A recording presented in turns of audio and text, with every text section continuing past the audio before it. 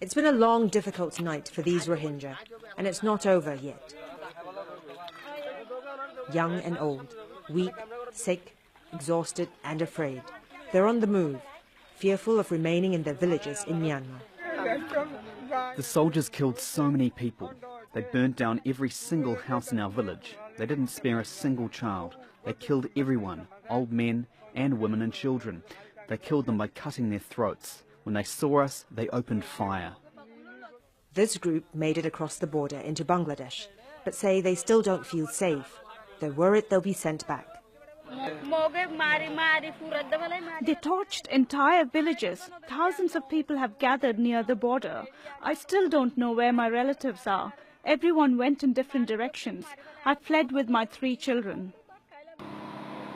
Myanmar military forces are again cracking down in Rakhine State after fighters from a group calling itself the Arakan Rohingya Salvation Army launched coordinated attacks last Friday on police stations and an army base.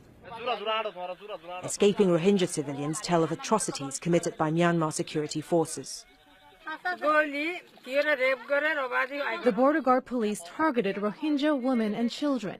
They took them from their homes. They raped the women and tore their clothes. Officials in Rakhine State deny the military is committing human rights abuses. In a statement, a spokesman said, "It's impossible the military is firing at fleeing Rohingya. Some villages are stuck, and we are saving them. We're firing in self-defense. There's no operation against them." There's not a lot of sympathy for the Rohingya here in Myanmar. The government considers them to be illegal migrants and doesn't recognize them as an ethnic group. They're often referred to as Bengalis, implying they're from neighboring Bangladesh. The UN estimates 40,000 Rohingya have crossed the border into Bangladesh in the past week.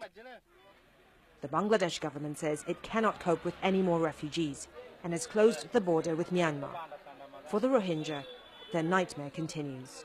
Stateless and persecuted, with nowhere to call home. Florence Louis, Al Jazeera, Yangon.